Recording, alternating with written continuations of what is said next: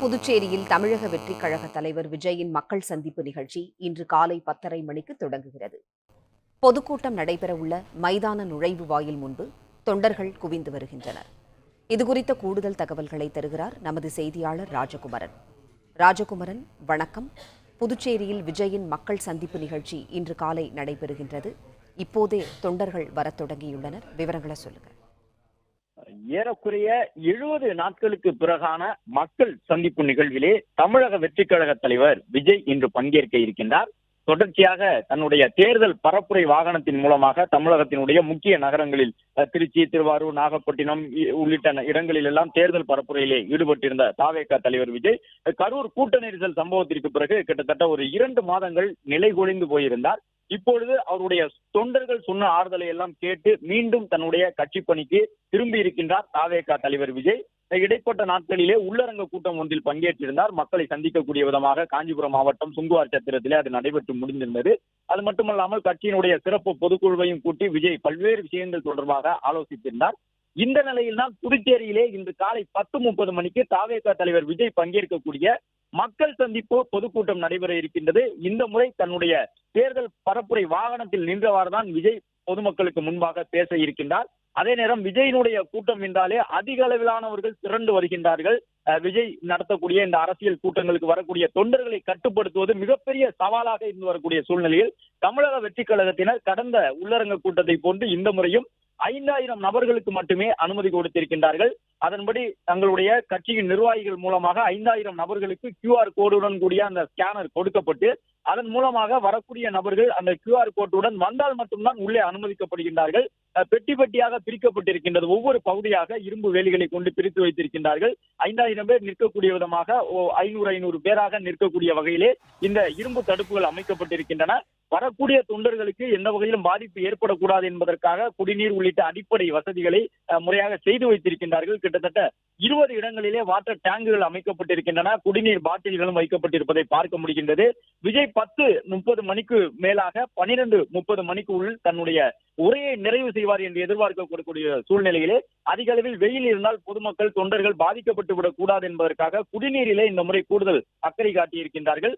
அது மட்டுமல்லாமல் விஜய் தன்னுடைய தொண்டர்களுக்கு 11 கட்டுப்பாடுகளை போட்டிருக்கின்றார். கரூர் கூட்ட நெரிசல் சம்பவத்திற்கு பிறகு தாவேகா கூட்டத்திற்கு வரக்கூடிய பொதுமக்களுக்கு தொண்டர்களுக்கு எந்த வகையிலும் பாதிப்பு ஏற்பட்டுவிடக் கூடாது என்பதற்காக அந்த கட்டுப்பாடுகள் விதிக்கப்பட்டிருக்கின்றன.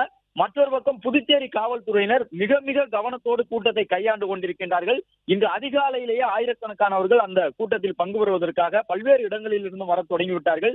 ஏற்கனவே புதுச்சேரி காவல்துறை அனுமதி வழங்கும் பொழுதே தெளிவாக சொல்லியிருந்தார்கள், தமிழ்நாட்டிலிருந்து யாரும் வரக்கூடாது, புதுச்சேரியை சார்ந்தவர்கள் மட்டும்தான் வர வேண்டும், 5000 நபர்கள் மட்டும்தான் வர வேண்டும், QR கோடு யாருக்கு இருக்கின்றதோ அவர்களை மட்டும்தான் கூட்டத்திற்கு உள்ளே அனுமதிப்போம் என்று சொல்லியிருந்தார்கள்.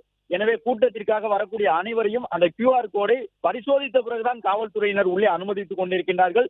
அது மட்டுமல்ல, புதுச்சேரி காவலர்கள் மிகவும் கவனத்தோடு ஒரு QR கோடுக்கு ஒரு நபரை மட்டும்தான் அனுமதிப்போம் என்கின்ற அந்த கட்டுப்பாடுகளையும் பின்பற்றி வருகின்றார்கள்.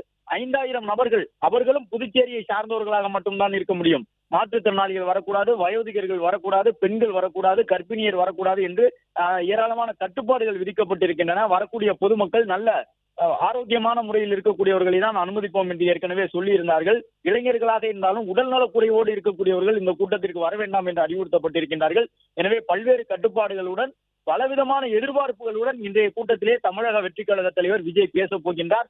வழக்கமாகவே விஜய் பேசினால் திமுகவிற்கு எதிராக, பாஜகவிற்கு எதிராக கடுமையான குற்றச்சாட்டுகளை முன்வைப்பார். தமிழ்நாடு அரசுக்கு எதிராக கடுமையான வாதங்களை முன்வைக்கக்கூடிய அரசியல் தலைவராக விஜய் தன்னை நிலைநிறுத்திக் கொண்டிருக்கின்றார். தமிழ்நாட்டினுடைய எந்த நகரத்தில் பேசினாலும் அங்கே தமிழ்நாடு முதலமைச்சர் மு.க.ஸ்டாலின் அவர்களை குறிப்பிட்டும் அந்த மாவட்டத்தில் இருக்கக்கூடிய அமைச்சர்களை குறிப்பிட்டும் கடும் விமர்சனங்களை முன்வைத்து வரக்கூடிய விஜய் இன்று புதுச்சேரியிலே பேசும்பொழுது என்ன பேசப் போகின்றார்? புதுச்சேரி யூனியன் பிரதேசத்திற்கு உட்பட்ட அரசியலை பேசப் போகின்றாரா? புதுச்சேரி மக்களுடைய வாழ்வாதாரம் உயரவில்லை என்பதை சுட்டிக்காட்டி பேசப் போகின்றாரா? புதுச்சேரியினுடைய உள்ளூர் அரசியல் தலைவர்களை விஜய் வசைபாடுவாரா என்பது உட்பட பல்வேறு கேள்விகள் இருக்கின்றன. அல்லது வழக்கம் போன்று புதுச்சேரி என்றாலும் கூட அது தமிழ்நாட்டை ஒட்டி இருக்கக்கூடிய பகுதிதான் என்ற அடிப்படையிலே தமிழ்நாட்டு அரசியலினுடைய தாக்கம் புதுச்சேரிக்குள்ளும் இருக்கின்றது என்பதால் பாஜகவை மட்டுமல்லாமல் திமுகவையும் சேர்த்து புதுச்சேரியிலும் விமர்சிக்கக்கூடிய வகையிலே விஜயினுடைய பேச்சு அமைந்திருக்குமா என்கின்ற ஒரு எதிர்பார்ப்பும் இருக்கின்றது. விஜய் நீலாங்கரை இல்லத்திலிருந்து இன்னும் சற்று நேரத்திலே புறப்பட இருக்கின்றார். சாலை மார்க்கமாகத்தான் செல்லுகின்றார். வழக்கமான சிஆர்பிஎஃப் படைப்பிரிவினர் அவருக்கு பாதுகாப்பினை வழங்க இருக்கின்றார்கள். இது மட்டுமல்லாமல் அவருக்கென இருக்கக்கூடிய தனியார் பாதுகாவலர்களும் விஜயோடு வர இருக்கின்றார்கள். விஜய் செல்லக்கூடிய வழியிலே எங்கும் வாகனத்தை நிறுத்தி விடாதவாறு தமிழக வெற்றி கழகத்தினர் ஏற்பாடுகளை செய்திருக்கின்றார்கள். இது மட்டுமல்லாமல் புதுச்சேரிக்கு உள்ளே நுழைவிடங்களிலே 17 இடங்களில் சோதனை சாவடிகள் அமைக்கப்பட்டிருக்கின்றன. தமிழ்நாட்டை சார்ந்த விஜயினுடைய தொண்டர்கள் யாரும் புதுச்சேரிக்கு உள்ளே சென்றுவிடக் கூடாது. அதிக அளவில் கூட்டம் கூடிவிடும். இந்த பகுதியை பொறுத்தவரை 20 ஏக்கர் பரப்பளவு கொண்ட திடலாக இருந்தாலும் 7 ஏக்கர் பரப்பளவிற்கு உள்ளேதான் இங்கு பொதுக்கூட்டத்திற்கான அனுமதி வழங்கப்பட்டிருக்கின்றது. அதிலும் ஏராளமான இரும்பு தடுப்புகள் உள்ளிட்டவை எல்லாம் அமைக்கப்பட்டிருக்கின்றன. எந்த வகையிலும் அனுமதிக்கப்படாத நபர்கள் உள்ளே நுழைந்துவிடக் கூடாது, அனுமதி பெற்றவர்கள் மட்டுமே செல்ல வேண்டும் என்பதற்கான ஏற்பாடுகள் செய்யப்படும். பிளே ஸ்டோர் மற்றும் ஆப் ஸ்டோரில் இருந்து பாலிமர் செயலியை QR கோடு மூலம் பதிவிறக்கம் செய்யுங்கள். செய்திகளை உடனுக்குடன் பெறுங்கள்.